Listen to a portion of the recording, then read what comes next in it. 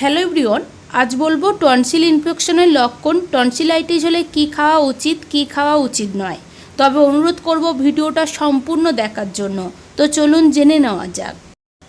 আপনি যদি আমার চ্যানেলটাকে এখনও সাবস্ক্রাইব করে না থাকেন তাহলে এই ভিডিও নিচে লাল সাবস্ক্রাইব বোতামটি ক্লিক করে চ্যানেলটাকে সাবস্ক্রাইব করুন আর পাশে থাকা বেল আইকনটি অবশ্যই অন করে রাখুন। প্লিজ ফ্রেন্ড, এখনই সাবস্ক্রাইব করুন।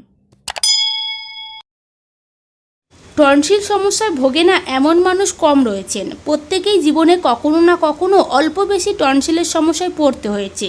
এটি এমন বস্তু যা আমাদের প্রত্যেকের গলায় থাকে। ঠান্ডা পানি খেলে বা ঠান্ডা খাবার খেলে কিংবা ঠান্ডা বাতাসে এই সমস্যা বৃদ্ধি পায়। কিন্তু গলা ব্যথা করছে, খেতে পাচ্ছেন না, এমন পরিস্থিতিতে পড়লে টনসিল হয়েছে কিনা সে জানা যাবে শরীরের 4টি লক্ষণ দেখে। টনসিল এক ধরনের লিম্ফয়েড টিস্যু। মানবদেহে গলার ভিতরে দুই পাশে একজোড়া টনসিল থাকে। কোনো প্রকার প্রদাহ বা ইনফেকশন হলে আমরা এটাকে টনসিলাইটিস বলি। টনসিল ইনফেকশন সাধারণত 3 থেকে 12 বছরের বাচ্চাদের মধ্যে বেশি দেখা যায়। তবে বড়দের ক্ষেত্রে যে একেবারে হয় না তাও নয়। 50% ক্ষেত্রে দেখা যায় টনসিল ইনফেকশনের জন্য ভাইরাস দায়ী। অন্যান্য ব্যাকটেরিয়া থেকেও এই টনসিলাইটিস হতে পারে। অনেক ক্ষেত্রে বারবার ঠান্ডা, সর্দি লাগা, পুষ্টিহীনতা, পরিবেশ দূষণ, দেহে রোগ প্রতিরোধ ক্ষমতা অপর্যাপ্ত এই ইনফেকশনের কারণেও হতে পারে। এবার জেনে নিন টনসিল ইনফেকশন হলে কি করবেন। যেমন জ্বর হতে পারে 103 থেকে 1040 ফারেনহাইট, গায়ে ব্যথা, মাথা ব্যথা, কানে ব্যথা হতে পারে এবং গলা ব্যথা ও খাবার গিলতে সমস্যা হতে পারে। এছাড়া বাচ্চাদের ক্ষেত্রে মুখ দিয়ে লালা পড়তে দেখা যায়। এরকম সমস্যা যদি হয় আমরা এটাকে তীব্র ইনফেকশন বলি। চিকিৎসকের উপদেশ অনুযায়ী নিয়মিতভাবে এবং সঠিক সময়ে ওষুধ সেবন করলে এই সমস্যা থেকে মুক্তি পাওয়া সম্ভব। সাধারণত অ্যান্টিবায়োটিক, মাউথওয়াশ, ব্যথার ঔষধ, প্রচুর পরিমাণে পানি গ্রহণের মাধ্যমে এই ইনফেকশনের চিকিৎসা করা হয়। কেউ যদি সঠিকভাবে চিকিৎসা গ্রহণ না করে সেক্ষেত্রে ক্লিনিক বা দীর্ঘমেয়াদী ইনফেকশন হয়। তাই এই ধরনের সমস্যা হলে অবহেলা করা উচিত নয়। চিকিৎসকের পরামর্শ মতো ওষুধের মাধ্যমে চিকিৎসা গ্রহণ করা উচিত। এবার জেনে নিন টনসিলাইটিস হলে কি কি খেতে হবে।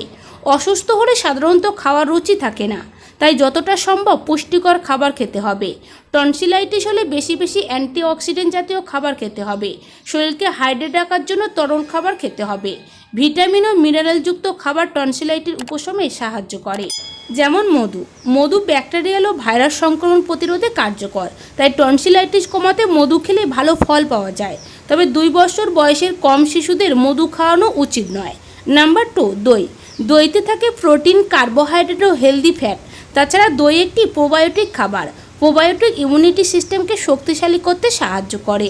দই তরল খাবার খাওয়া শরীরকে হাইড্রেট রাখে। পুষ্টিকর ও প্রোবায়োটিকযুক্ত এই খাবারটি টনসিলাইটিস উপশমে সহায়তা করে।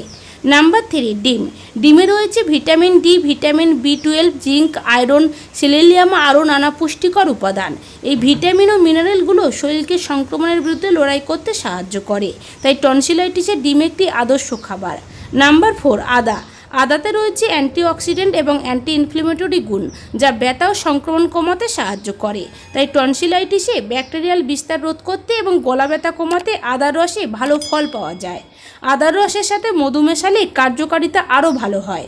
মোট কথা, টনসিলাইটিসে যে কোনো অ্যান্টিঅক্সিডেন্টযুক্ত খাবার, ভিটামিন ও মিনারেলযুক্ত খাবার বেশি খেতে হবে এবং শরীরকে রাখতে হবে হাইড্রেট। তবে অ্যালার্জিযুক্ত খাবার খাওয়া থেকে বিরত থাকতে হবে। এবার জেনে নিন টনসিল হলে কি কি খাওয়া যাবে না। টনসিলে কিছু কিছু খাবার এড়িয়ে চলাই ভালো। যেমন চিপস, চানাচুর, ফুচকা, চটপটি, কোমল পানীয় ইত্যাদি খাবার এড়িয়ে চলতে হবে। অর্থাৎ সব ধরনের জ্যাকফুড এড়িয়ে চলতে হবে। এই ধরনের খাবারগুলোতে কোনো পুষ্টি উপাদান থাকে না বললেই চলে। জ্যাকফুডগুলোতে পুষ্টির পরিবর্তে থাকে অস্বাস্থ্যকর ফ্যাট, তেল, চর্বি, লবণ ইত্যাদি ক্ষতিকর উপাদান। টনসিলাইটিস হলে এই ধরনের খাবার থেকে বিরত থাকতে হবে, কেননা এই ধরনের খাবারগুলো খেলে ক্ষুধামান্য হবে এবং শরীরের পুষ্টির ঘাটতি থাকবে, যার ফলে রোগ প্রতিরোধ ক্ষমতা কমে যাবে এবং টনসিলের সমস্যা আরও বেড়ে যেতে পারে। যে খাবারগুলো সহজে হজম হয় সেসব খাবার খেতে হবে। হজমের সমস্যা হতে পারে এমন সব খাবার খাওয়া থেকে বিরত থাকতে হবে। অত্যাধিক তেল, ঝাল ও অত্যাধিক মশলাযুক্ত খাবার হজমের সমস্যা করে ও শরীরে অস্বস্তি বোধ বাড়িয়ে তোলে। তাই টনসিলের সমস্যা এই ধরনের খাবারগুলো এড়িয়ে চলাই ভালো। যে কোনো ধরনের ধরনের টক খাবার গলা ব্যথা বাড়িয়ে তুলতে পারে। তাই টনসিলের ব্যথা কমাতে অ্যান্টিঅক্সিডেন্ট সমৃদ্ধ খাবার খেতে হবে এবং টক খাবার খাওয়া থেকে বিরত থাকতে হবে। এছাড়াও বাঁধাকপি, ফুলকপি, ব্রকলি, ছোলা জাতীয় খাবার থাইরয়েড বাড়ায়। এছাড়াও সরিষা, মূলা, মিষ্টি আলু, চীনাবাদাম এড়িয়ে চলাই ভালো। থাইরয়েড বেড়ে গেলে দুধ ও দুগ্ধজাত খাবার যেমন পনির, চিজ ডায়েট থেকে বাদ দিন। চিনি রান্না করা গাজর, পাকা কলা, শুকনো ফল, মধু, ময়দা রুটি, সাদা ভাত, আলু, সাদা পাস্তা, মিষ্টি শৈলে কার্বোহাইড্রেটের মাত্রা বাড়ায়। থাইরয়েড থাকলে এগুলোও কম খান। ধন্যবাদ।